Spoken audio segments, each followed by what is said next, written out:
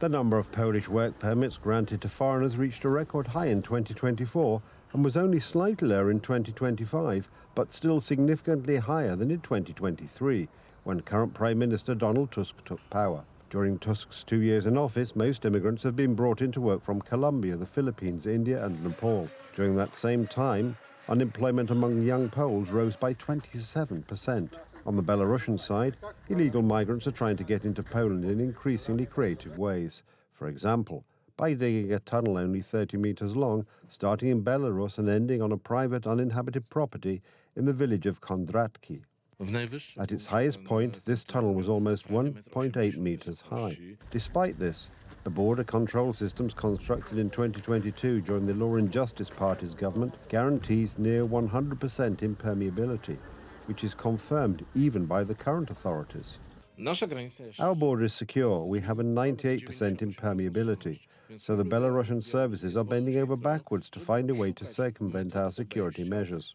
It is not so easy on the western border, where German authorities are making it easier for illegal migrants to enter Poland. Donald Tusk was and is the face of mass migration. We now have a huge wave of legal migration from third world countries. We have people who are being transferred from Germany to Poland illegally because during Donald Tusk's rule, Poland does not require any confirmation from Germany that these people actually arrived in Germany from Poland, which means that Germany may transfer whomever they want. After years of sweeping the problem under the carpet, the authorities of most European Union countries have begun to address the issue of migration flooding into member countries. On the initiative of Belgium, 20 European governments, including Poland, sent a letter addressed to EU Migration Commissioner Magnus Brunner, demanding the creation of an EU mechanism enabling both voluntary and forced returns of Afghan citizens who have no right to reside in the European Union. Today, Poland is unfortunately becoming a country where crimes committed by migrants are an everyday occurrence. Citizens of Georgia, Ukraine, but also African, South American and Asian countries are increasingly committing crimes in our country, including the most serious ones against bodily integrity or, for example, against children. And on the horizon are the problems related to migration, including legal migration. Government data indicate that Tusk's coalition government is increasingly opening up the Polish labour market to foreigners. There are more foreigners insured by the Social Insurance Institution than in 2023.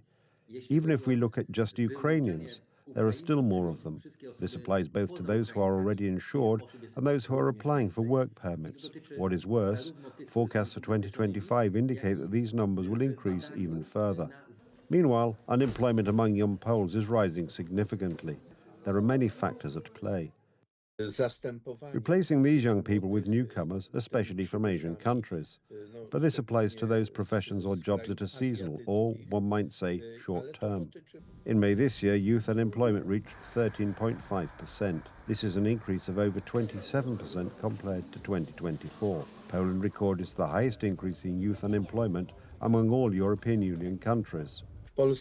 In Poland, the number of unemployed people has increased by about 100,000 over the course of a year, a significant proportion of whom are young people, talented, creative and productive. So by generating such unemployment among young people, we are simply getting rid of their skills and professional qualifications, and this will probably cause young people to leave the country, as was the case during Tusk's first term in office. Before the 2023 parliamentary elections, after which Tusk's coalition took power, Tusk-friendly media spun up a scandal about an alleged mass issuing of unlawful work permit visas by the then incumbent Law and Justice government. The statistics on migration and visa issues for the Law and Justice Party government are devastating. We're talking about hundreds of thousands of visas, all while spouting anti-immigration propaganda. It's just the height of hypocrisy, and on top of that, it's brazen. However, after that scandal helped Tusk take power, it turned out that the whole story was essentially made up from the word go. Hundreds of thousands of Polish visas were sold on market stalls in Africa and Asia. That was the narrative of the Civic Platform before the 2023 elections. Then a special investigative committee was set up. And what? It turns out that 360 visas were issued incorrectly. 360. And they were not even issued to people who should never have received such visas. The procedure was just shortened for convenience. Now the Polish labour market has been flooded with cheap, abusable competition for young Poles. As for longer-term immigration policy, the EU Migration Pact looms over the Polish psyche. Prime Minister Tusk promises Poland will not accept any burdens related to the relocation mechanism, as could result from certain provisions of the Migration Pact. Unfortunately, such promises have long lost all credibility. Russians are furious at the head of the Polish National Security Bureau following comments made by Professor Sławomir Sęckiewicz published in the Financial Times. In cyberspace, Poland is currently at war with Russia. This is no longer a state of emergency. Kremlin spokesman Dmitry Peskov protested strongly, and other politicians close to Putin accused Warsaw of fueling anti-Russian sentiment and provoking tensions with Moscow. I said something obvious. It is neither secret nor widely unknown that, due to Russia's aggressive actions, there has been a regular war going on in cyberspace between Russia and Poland for several years. We are at war. This is confirmed by Deputy Prime Minister and Minister of Digital Affairs Krzysztof Gawkowski. We are attacked every day, but are these cyber attacks, physical attacks, or attempts at physical attacks? Sometimes they are related, sometimes they are not. It depends on who worked where, and anyway, communication about acts of sabotage today takes place electronically. Thanks to the capabilities of the Polish services, we know about it and are able to track it. But it is nothing new to us that various types of sabotage occur today.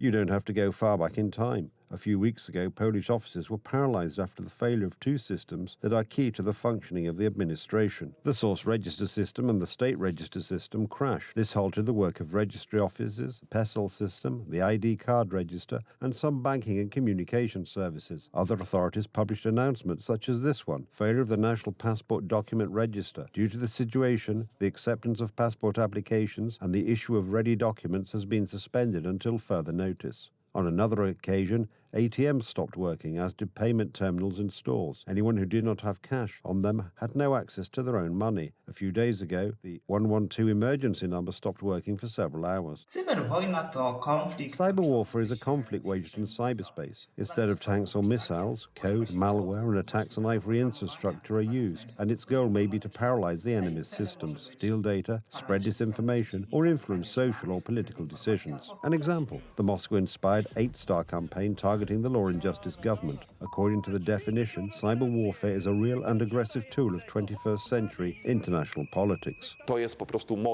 the point of view of Russian services hostile to Poland, this is simply a safe model because it effectively conceals their people, their formal operators such as Rubsov, because they are neither staff members, nor officers, nor formally recruited people, but rather ad hoc individuals who are directed via instant messaging on what to do specifically. Poland is not the only target of these attacks. At the end of April, the Spanish, French, and Portuguese experienced moments of terror. A sudden drop in power in the energy system caused a blackout lasting from several to over a dozen hours, depending on the region. What caused this sudden power outage? This is something that experts have not yet been able to determine, but they will. The relevant state institutions and all private entities are working together to understand what happened. All potential causes are being analyzed. We are not ruling out any hypotheses, including that of a deliberate attack on the power grid. Such an attack could also have resulted in a series of other failures, GPS systems. In August, a plane flying from Gdansk to Bratislava was unexpectedly diverted to Vienna. A few days later, the plane carrying European Commission President Ursula von der Leyen experienced a GPS failure.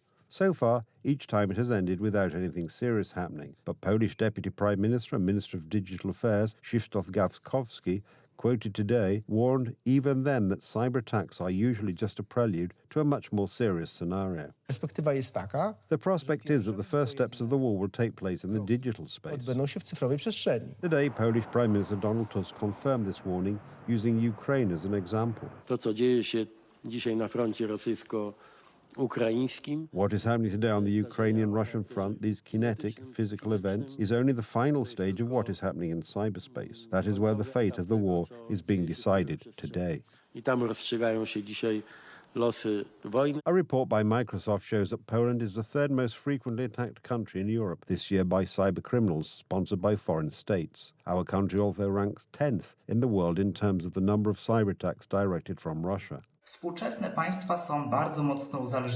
Modern countries are highly dependent on technology, from energy and transport networks to hospitals and banks. An attack on these systems can paralyze the functioning of an entire country. On the one hand, the Polish government assures us that we are prepared to repel attacks. On the other hand, a bus line connecting Warsaw and Kaliningrad will be launched in November, allowing, according to experts, Russian saboteurs to cross the border between Russia and Poland more frequently.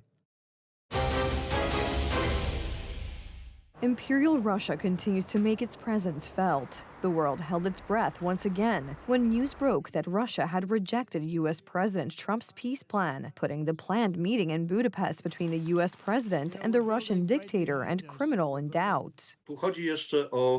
The thing is, China is an important player here. China, whose foreign minister has clearly stated that China is not interested in Russia losing this war. This means that China actually is interested in Russia winning this war. The Russians have announced that they do not intend to freeze their offensive on the Ukrainian front. At the same time, Moscow is continuing its cyber offensive against NATO countries, including Poland. This is an old and proven Moscow strategy. First, cyber warfare, targeting state institutions, and then war in the traditional sense of the word. This was the case in Ukraine, for example, when the military invasion in 2022 was preceded by cyber attacks, targeting critical infrastructure and command centers.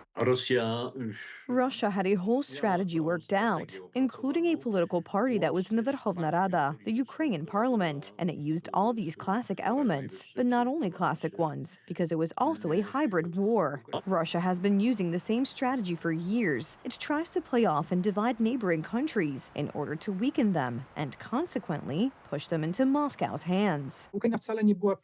Ukraine was not the first. Estonia was the first in 2007. Some of the methods tested on the Estonians at that time were the famous riots related to the relocation of a monument to Soviet soldiers. Russia has also been waging a hybrid war against us for years. In 2021, the so-called sluice operation began, involving thousands of illegal migrants attacking our border in order to destabilize Poland. In addition, since the outbreak of full-scale war in Ukraine, Russian missiles and drones have been violating Polish airspace on a regular basis, culminating in a night raid on September 10th. In this way, Moscow is testing how far it can go.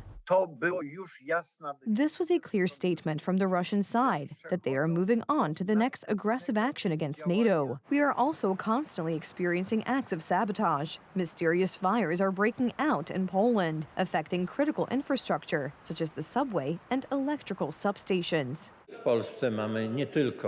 In Poland, we are not only facing a hybrid war, because a hybrid war does not include acts of sabotage. And in our country, we are dealing with violence, acts of sabotage, destruction of industrial plants, and fires. Anyone who knows history and draws conclusions from Russia's actions can see that Moscow is preparing for the next stage of the war. Meanwhile, German Defense Minister Boris Pistorius argues that it would be better if NATO did not respond to Russian actions.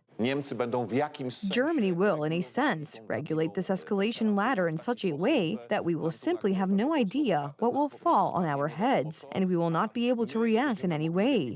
Given this attitude of our European allies, Poland must focus even more on cooperation with the United States. Russia fears only strength, and the current geopolitical situation may determine the world order for decades to come. America is going to war with drug cartels. Importantly, it will not be fighting them on its own soil. After several weeks of air raids on ships and boats smuggling drugs from Venezuela, President Donald Trump has given the green light for preparations for ground operations. The CIA is conducting reconnaissance. It is also known that Washington wants to tighten measures against cartels in Mexico, where intelligence agencies have been conducting extensive reconnaissance for several months. There are no scruples here. Reconnaissance and interception of drug shipments always ends the same way. The hunt for drug smugglers was one of Donald Trump's key election promises. First, he threatened and imposed sanctions on the countries from which cartels were trying to smuggle drugs into the USA. In January, he announced gangs would be designated as terrorist organizations. Faced with the powerlessness and corruption of local authorities, the USA declared open war on drug gangs. It's important for the American people to recognize these are narco-terrorists who are trying to bring poison into our country and kill our citizens. What happens to them, I don't really care so long as they're not bringing poison into our country.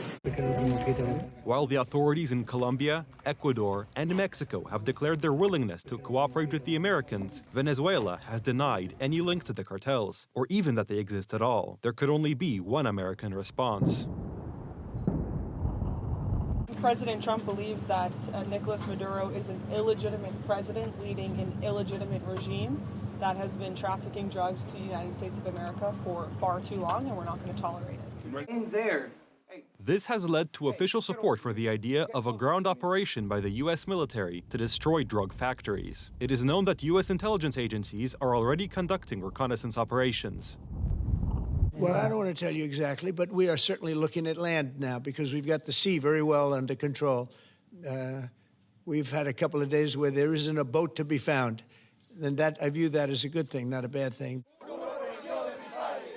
Of course, Caracas has an unambiguous position on the operation of U.S. forces on its territory. What's more, Venezuela's neighbors are also unhappy about it. Although they cooperate with the Americans, they fear destabilization of the entire region. Yo la verdad no soy muy amigo. To be honest, I'm not a big fan of the policies pursued by the current Venezuelan government because I don't recognize it. I won't go into that, but I know what could happen in Colombia, and this is my responsibility if rockets start falling there. As announced today, if a ground operation allegedly carried out by CIA agents or the U.S. Marine Corps begins. The strength of Trump's argument is, as usual, the argument of force. According to the American media, Nicolas Maduro is seeking contact with representatives of the Trump administration. Allegedly, he offered access to Venezuelan oil reserves and even promised to sever relations with Russia. It is not just about links to cartels, but also about the Gordian knot of an administration ruled by the Venezuelan dictator who has been building his empire for a decade by rigging elections and cutting deals with drug lords.